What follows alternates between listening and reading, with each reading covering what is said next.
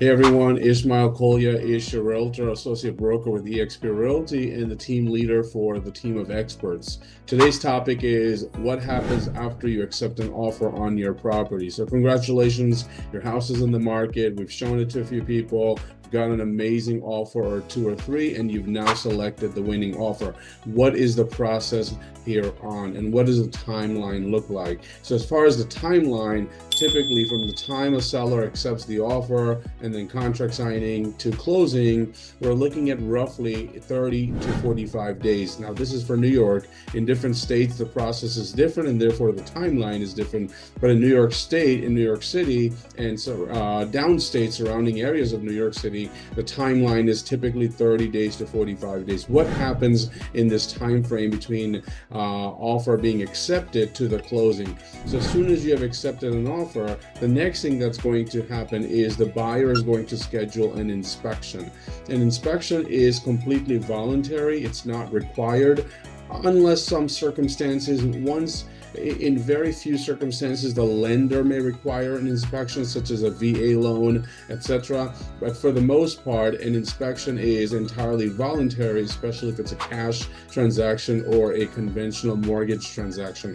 However, it is highly recommended for the buyer to do the inspection so that the buyer is aware of what they are buying. They want to make sure that the house is safe and secure for their family. In fact, for you as a seller, what is ideal is to do a pre-listing inspection. That means before we even go in the market, we would conduct an inspection so that we are aware of what the issues are with the house. And let's face it, every house has an issue. There's no question about that. The question is, what issues do we have, and are there things that we can take care of? Because you can be rest assured that those issues will come up during the buyer's inspection, and the buyers will use that as a bargaining chip to lower either the price that we all agreed on or have you complete the work later on. So in order to get ahead of the situation, many savvy sellers actually do pre-listing inspection and get the work done ahead of time, or at least they're aware of what issues to anticipate during the buyer's inspection. Okay, so the buyer is going to do their inspection, and depending on what that inspection report uncovers, they may come back to us with a list of items they would like us to fix, or they would like a price reduction so that they can address those issues after the purchase of the house. Once the inspection is done and the work has been negotiated in terms of who is going to do what work or what price reduction is going to be offered for this work that needs to be done, the next step is your attorney, the seller's attorney, will create a contract of sale. And that contract of sale will then be handed over to the buyer's attorney, who will then meet with their client and review the contract. Now, if you need a recommendation for an inspector for pre-listing inspection or an attorney, certainly we're here to offer you resources and people that we work with, and we can vouch for the quality of work that they provide. However, you're more than free to work with anyone you like, especially if you have worked with them previously. All right, so your attorney is going to create a contract of sale based on the details that we provide, which we have agreed on, the buyers and the sellers and their agents. We will let the attorney know what to put in the contract. That contract will then be sent over to the buyer's attorney, who will then review that contract with the buyer. The buyer signs first, and then the buyer will either wire transfer their down payment, or the buyer will submit a certified check to their attorney, who will then transfer the partially signed contract and the down payment to your attorney. Once the buyer has signed the contract, we call that a partially signed contract, meaning one party has signed the contract. Once those two items are received by your attorney, which is the partially signed contract and the down payment, your attorney will sit down with you and review the contract. They'll go over any questions you may have, and then you will sign the contract. Seller signs second. Once the seller has signed the contract, you are now fully in contract. So the buyers cannot change their mind, and you also cannot change your mind about selling the house without facing consequences, legal consequences. Once we are fully in contract, that means both parties have signed contract. We often call that in contract or in escrow or sale pending. If you look at our public websites such as Zillow, etc., you will see that it will say sale pending or in escrow. All right, so now that we have a fully signed contract, the next step is the buyer will give a copy of that signed contract to their mortgage lender, and the mortgage lender will give them an application to fill out for a mortgage. And now the buyer will set out on a journey to secure a mortgage. Up until now, they've only had a pre-approval, but now they're really setting out on a journey to get the mortgage.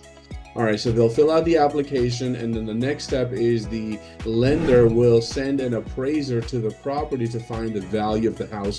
What is the value of this house according to the market, right? Based on the size of the house, the location, the condition, and so forth. The appraiser's job is to find the value of the house as well as keeping in mind area sales. And then once the appraisal is done, or simultaneously while the appraisal is being done, the buyer's attorney and the title company will run a title report. They want to find out what are the legal problems with this house, if any. Who are all of the owners? Do we know all of the owners? Again, the buyer and the buyer's attorney are concerned with legal problems with this house, if any. Are there any open permits? Are there open tickets? Are there any violations that they need to be aware of? And if there are any title issues, legal issues, these are generally your responsibility, the seller's responsibility. The contract that was prepared and the contract that was signed by both parties would state, for the most part, that you will deliver a house with a clean title. That means no legal issues will remain open when the house is sold. So if there are any legal issues found, such as open ticket, sanitation ticket perhaps, or you had taken out a permit but you haven't closed that electrical permit perhaps, or you owe the city $1,000 for water, these issues will have to be resolved by you, the seller, before the closing can proceed. All right, so the appraisal is done, appraisal report is back, we're good with the valuation, and we should be good with the valuation as long as we ran comparables and we placed our house, we placed the listing in the market at a fair market price. We should not run into any appraisal issues. And that's why it's really important to listen to your real estate agent's advice about what price to market the house and put the house in the market. All right, so the appraisal is good, title report is good. Now the attorneys and the lender starts to finalize the paperwork, and they start to tie loose ends, and the lender will issue what is called a commitment letter. This is their way of saying, okay, we commit to giving you a mortgage to the buyer. In mortgage business, there are no guarantees. The first document was called a pre-approval. The second document is called a commitment letter. And once all of the loose ends have been tied and once everything has been finalized, the mortgage lender will issue what is called a CTC, or a clear to close. Think of that as your green light when you're driving. So that's your signal to go. So once a lender issues a clear to close, now the attorneys can look at the calendar and schedule a closing. Your attorney will call you, the buyer's attorney will call the buyer. Everybody agrees to a time and date and a place, and a closing is scheduled. One day before the closing, typically one day before the closing, perhaps the morning of the closing, the buyer and the buyer's agent will go to the property one more time to take a look at the property once again to make sure it is in the same shape and condition as they had foreseen it. They want to make sure that the appliances are still there. They want to make sure that you have moved out if you were selling a house vacant. They want to make sure that there are no squatters owners living in the house. They want to make sure that the roof is not leaking all of a sudden, the windows are not broken. Basically, they want to make sure that the house is free and clear of all people and belongings, and the house is in a similar shape and condition as they first saw it.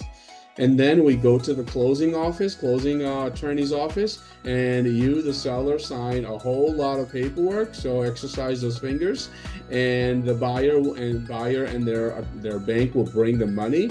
You hand over the keys, they hand over the checks to you, and you head over to the bank and deposit those checks, which are your hard-earned money. So that's the process. Once you accept the offer, the process from accepted offer to closing is roughly 30 days to 45 days. It can be a little bit shorter. It can go a little bit longer depending on what issues that we run into. If we run into any title issues, if we run into any legal problems, any appraisal issues, then it can go a little bit beyond that time frame. All right, I hope this was helpful. Please reach out to me. My team and I are ready to help you with your personal needs in terms of buying and selling your house. 914-540-8849, 914-540-8849. Ishmael Kolia, Isha Realtor, Associate Broker with eXp Realty, and a team of experts. Thank you so much for watching. Bye-bye.